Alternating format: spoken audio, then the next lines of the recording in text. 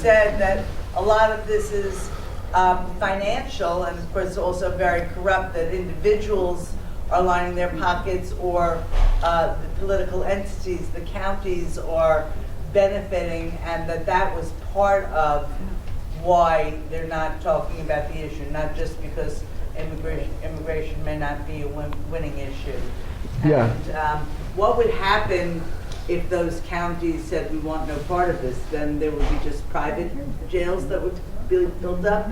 That's a great point. So yeah, and I was inferring that because it's a little bit more complicated than that. I mean, so you have these Democrats who are, and they will say it is financial. I mean, that's the reason why they're maintaining the contract with ICE. It keeps taxes down. They're able to pay for their park services because they have this money coming in from ICE.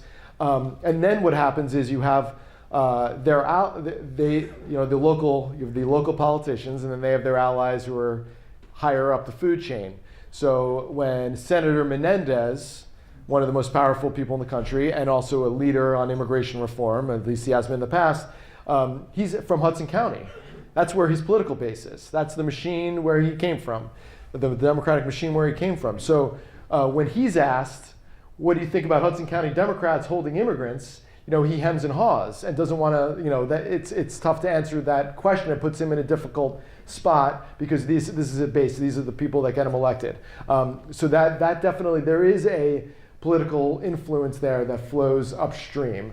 Now, Hudson County recently has moved to, they say by 2020, they will end their contract with ICE. This follows our reporting on this. That might not happen. 2020 could be a whole different world. We could all be deported by then. Is that a bad joke?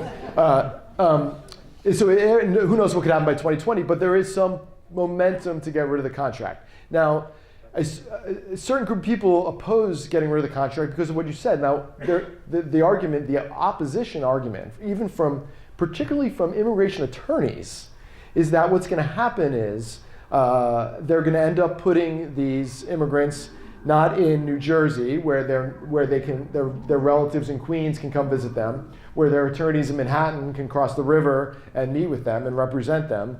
They are going to send them to Tennessee or Oklahoma, where there's no immigration attorney for hundreds of miles, and where they'll never be able to see their kids. And that is obviously a very legitimate argument. If we're going to, and that's one that Democratic politicians certainly make. The counter to that is that it doesn't matter.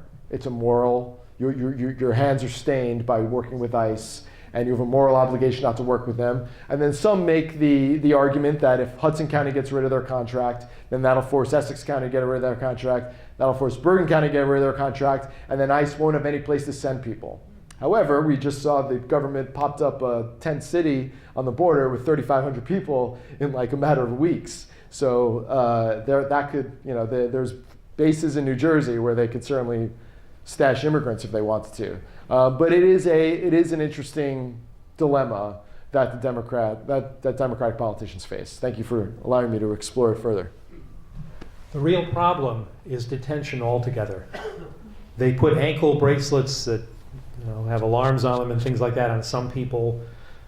There was a Vera Institute of Justice project some years ago that they did to see whether with the right incentives you could get asylum applicants to show up for court, and they did, 90+% of the time. You don't have to lock people up, but it's a matter of money for all kinds of people, for the governments and the vendors, and everybody's got a stake in it.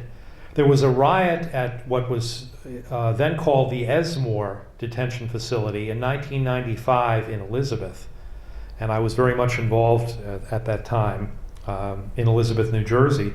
It was in an old ShopRite warehouse with no windows, and the government investigated after the riot, and they determined that the detainees, the prisoners, were justified in rioting. They were being fed at something like $1.21 a day. It was all about profit. And as long as you have the profit motive, you're going to have those sorts of abuses. And what Matt said about moving people to the boondocks, in fact, happened. I think it was in the 90s that they set up a camp, like a concentration camp, in Oakdale, Louisiana. It was 200 plus miles from New Orleans, 200 plus miles from Houston. where there were significant numbers of lawyers. I think there were like 2 or 3 slip and fall, drunken driving kind of lawyers in this place. And it was put there because it was remote and cheap land and all that. But I think it was also put there in part because it was so far from lawyers. There was an immigration judge who was overheard saying, this was years ago, but I'm sure he wasn't the only one with this attitude, that he was in Los Angeles. He liked having people in front of him without lawyers because things went faster.